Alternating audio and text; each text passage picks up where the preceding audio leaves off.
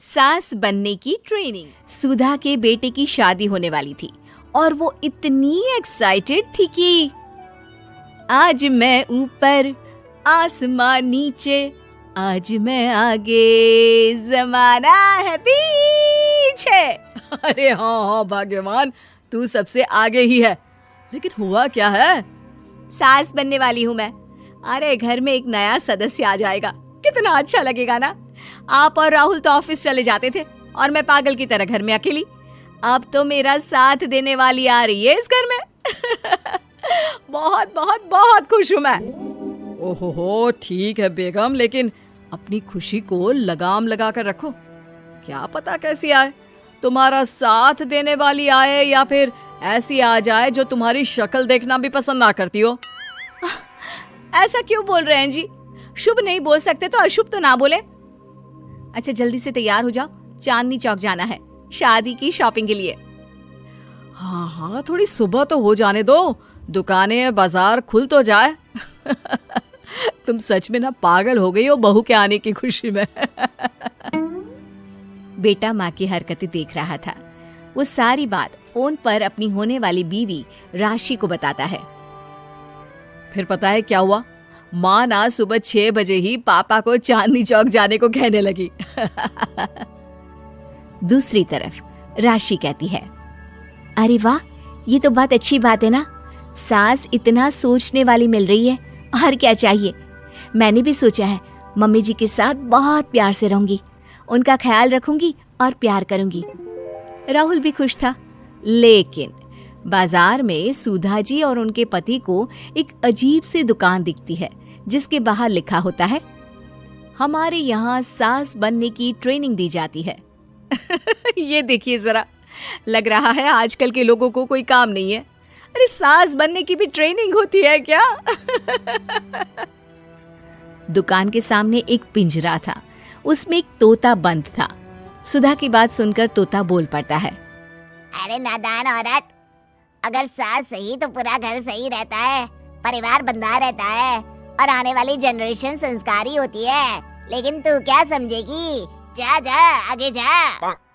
ओए, तोते बड़ा बोल रहा है, क्यों आगे जाऊं? मैं नहीं जा रही। देखा देखा, तेरे जैसी औरत को तो सास बनने की ट्रेनिंग लेनी ही चाहिए। निकाल 1000 रुपये और जान दर, नहीं तो पूरी जिंदगी रोती रहेगी। सुधा को तोते की बात में दम लगता है।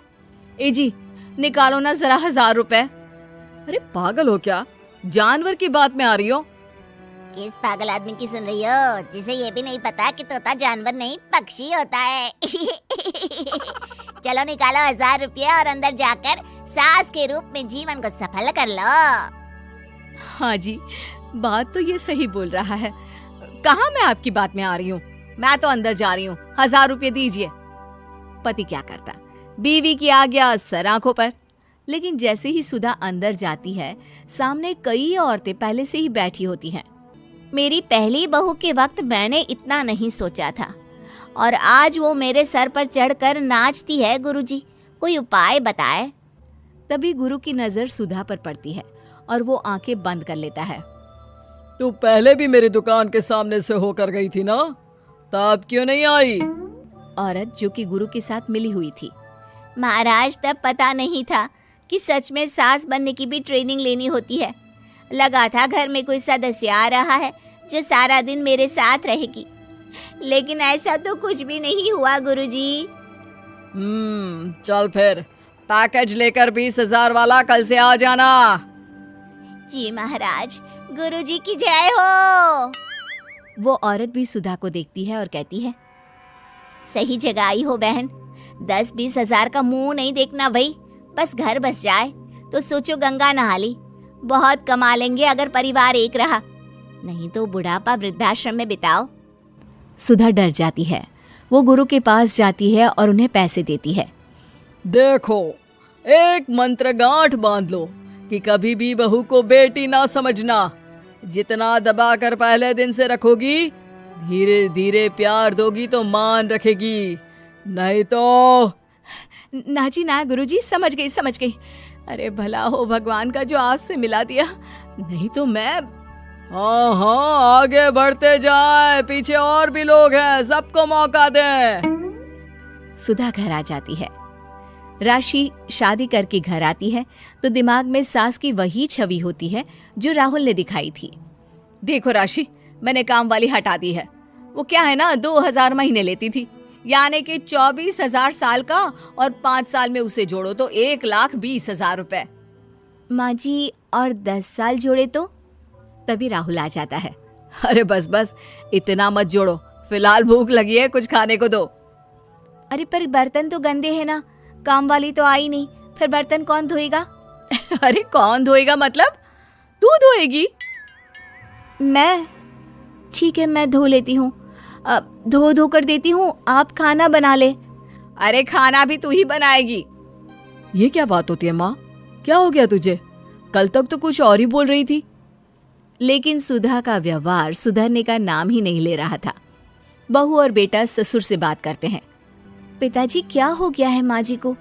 वो क्यों ऐसे व्यवहार कर रही है जैसे मैं कोई नौकरानी हूँ? पिता क्या करता, बता देता है सारी कहानी कि कैसे सास का दिमाग एक गुरुजी ने खराब किया है। सास बनने की ट्रेनिंग? तो मामला ये है, वही मैं कहूँ, कहाँ तो माँ बहू का इंतजार ऐसे कर रही थी मानो साक्षात कोई देवी आने वाली है, लेकिन व्यवहार नौकरानी जैसा। देखिए, माँ बुरी नहीं है, बस किसी ने उनका दिमाग खराब कर दिया है। तो ऐसे में मेरे पास एक आइडिया है। बहू फुसुर फुसुर करके पति और ससुर से बात करती है। अगले दिन बहू सास के सामने कहती है, अच्छा मैं जा रही हूँ, मेरी क्लास है। ये बोलकर बहू निकल जाती है। ये कौन सी क्लास करने जा रही है? पढ़ाई तो खत्म हो गई थी इसकी। अरे माँ, दरअसल वो ये सोच कर आई थी कि तुम माँ जैसी होगी, लेकिन यहाँ तुम तो तुर्रम खां बन गई हो। तो वो किसी बहू बनने की ट्रेनिंग वाली क्लास में गई है।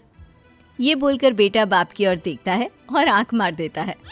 हाँ हाँ, वो तो तुम्हारी माँ ने भी सास बनने की ट्रेनिंग ली है बेटा। पहले का जमाना और था भाई, कि भोले मन से रिश्ते शुरू किए जाते थे।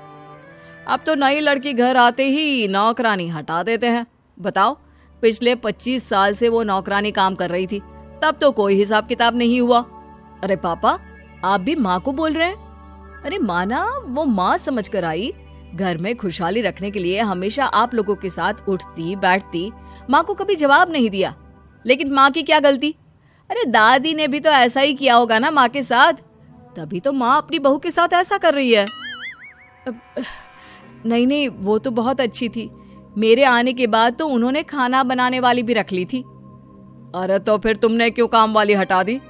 किसी के कहने पर अपना घर खराब कर रही हो तुम सुधा। अब बहू भी गई है ट्रेनिंग लेने, पता नहीं क्या सीख कर आएगी। नहीं नहीं, मैं अभी जाकर उसे ले आती हूँ। तभी बहू वहां पर आ जाती है। नहीं माँ जी, मैं कहीं नहीं गई थी, मैं तो सिर्फ आपके लिए ये नई साड़ी लेने गई थी। अब तो सब ठीक है ना?